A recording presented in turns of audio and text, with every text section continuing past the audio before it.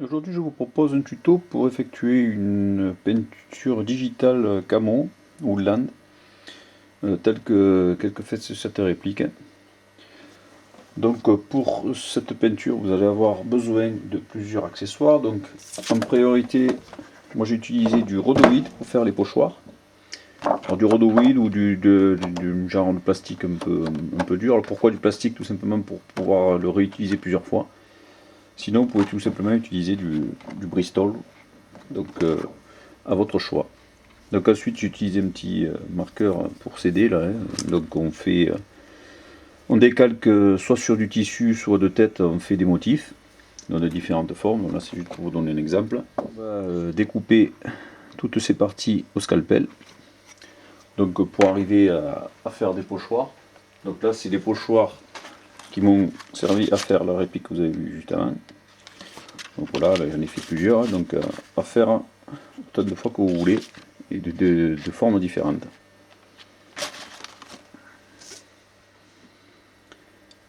Ensuite, pour les teintes de base, il vous faudra donc des baumes de peinture. Alors il y a deux solutions, soit baume de peinture. Bon, moi j'ai utilisé des baumes de peinture qui m'ont été gracieusement fournis par mon sponsor officiel et mon partenaire Génération Airsoft aux Angles, à Avignon. Donc une couleur de base qui sera une couleur vert olive. J'ai utilisé après pour le camouflage lui-même du marron, on va dire un peu moutarde, du noir et du couleur sable, on va dire. Donc ces trois couleurs qu'on peut passer soit à la bombe. L'idéal étant d'avoir bien sûr un aéro. Donc moi je vais utiliser les deux en fait. Je vais faire un remix. Donc l'aéro pour passer ces peintures et faire du travail un peu plus précis qu'une bombe classique. Donc pour ce qui est de la peinture, il y a plusieurs écoles. Donc l'école, enfin, moi je fais partie plutôt de ceux qui préfèrent démonter les répliques complètement et de peindre que certaines parties plutôt que de faire un camouflage sur la réplique complète. Moi je démonte, je préfère démonter et faire que certaines parties. Donc là j'ai complètement déshabillé mon upper, je l'ai bien rayé de façon à ce que la peinture accroche. Là je vais le dégraisser et je vais commencer à mettre un cache au niveau du rail, puisque le rail je compte pas le peindre, je compte pas peindre qu'à partir du dessous du rail, c'est cette partie ici. Donc, par contre tout ce qui est plastique, donc il faudra faire le même principe, donc rayer légèrement le plastique. Par contre l'idéal avant ce sera de passer un après, donc une peinture d'après spéciale, un primaire d'accrochage. Donc un primaire d'adhérence qui permettra à la peinture de bien adhérer au support et garder des couleurs à peu près assez fidèles. Sur celle-ci je ne vais pas le faire parce que de toute façon la peinture d'origine est très costaud et tient bien, donc il n'y a aucune écaille. Donc, par contre à faire lorsque vous commencez à voir sur des répliques chi par exemple, où la peinture ne tient pas trop sur l'alu, donc à faire sauter le maximum de peinture et à passer un primaire d'accrochage, alors spécial si c'est sur du plastique, spécial plastique. Sinon on fait un universel comme ça va passer partout, ça va aussi bien sur le plastique que sur le métal. Par-dessus. Donc là j'ai préparé mon hopper. Donc j'ai fait un masque avec du scotch tout simplement. J'ai bien dégraissé. Ben là je vais passer ma première couche de peinture. Donc pour la peinture, pensez à faire ça en milieu aéré parce que c'est assez agressif au niveau des bronches et au niveau de la respiration. Donc là on pulvérise à peu près une vingtaine de centimètres du support à peine. Bon, c'est pas la peine de faire une grosse couche d'entrée, juste un petit voile et on y reviendra plusieurs fois. Donc pour la suite, ben, je vais faire, au lieu de le faire sur ma réplique, puisque ma réplique principale je vais faire avec un aéro.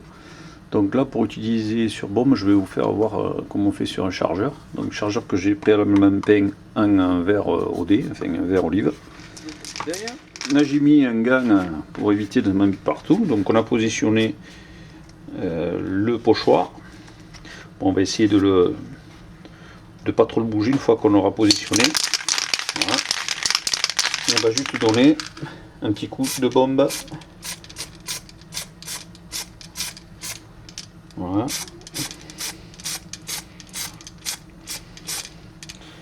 Prenons soin de pas trop se mettre près, donc bien là presque 30 cm. Donc voilà. Ben, ensuite je vais faire la même chose sur donc les trois autres faces, hein, la tranche et les deux autres côtés. Voilà, il faut faire à peu près à l'œil, de toute façon, hein, c'est pas. C'est juste. Voilà. L'autre face.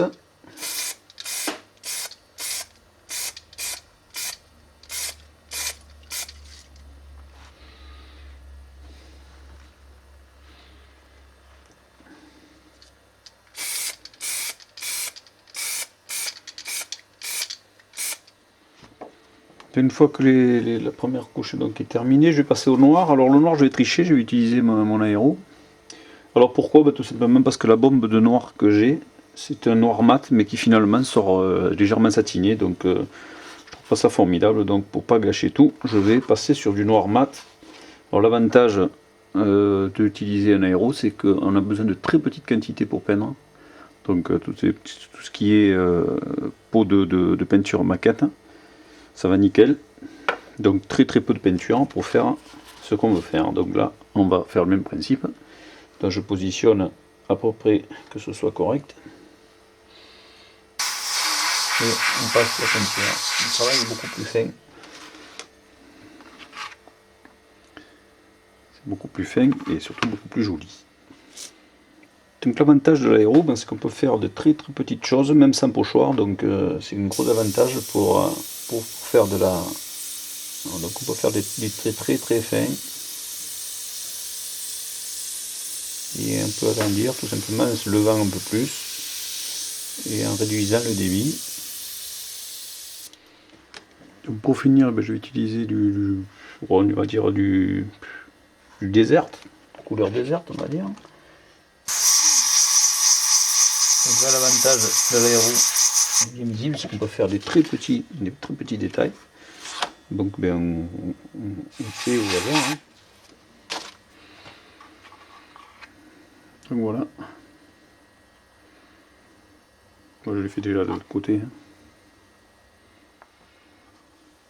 Donc voilà, là j'ai commencé la réplique elle-même, bon la bombe, pas l'aéro, parce que j'avais pas tout à fait la bonne couleur point de vue aéro, donc à la bombe, j'ai fait un côté, je suis passé sur l'autre côté, je l'ai commencé, comme vous pouvez le voir. Bon exactement comme sur le chargeur, on choisit un motif qui va bien sur le corps, et puis on le transpose. Donc on va essayer de mettre celui-là là, par exemple. Je viens couper la bombe. Et on se met. C'est par petits coups, c'est pas la peine d'en mettre beaucoup plus.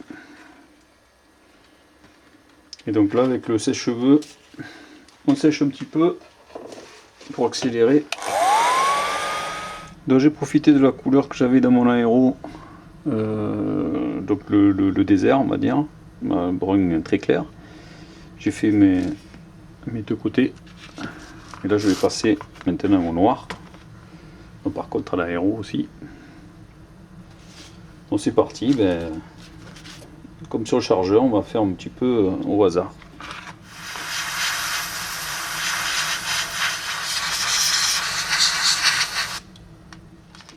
Donc voilà, terminé.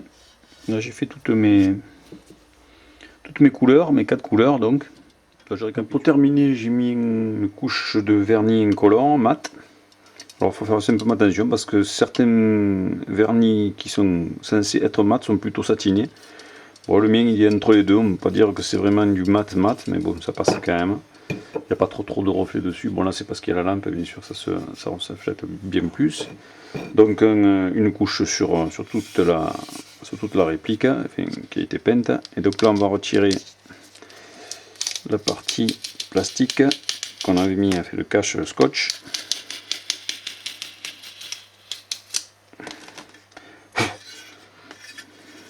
Donc ça a une bonne gueule. Donc ensuite je suis passé au lower et que j'ai complètement déshabillé, donc j'ai enlevé toutes les pièces que je ne voulais pas peindre.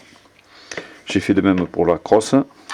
Donc là j'ai juste remonté le bouton pour donc complètement démonté, un coup de poncette, un coup de verre olive sur toutes les pièces et j'ai fait le même principe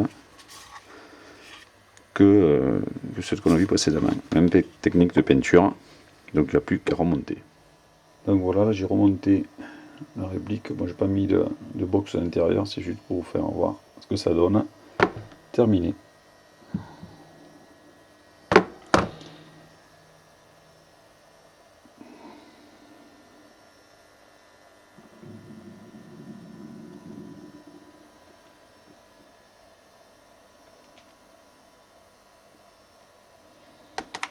Côté.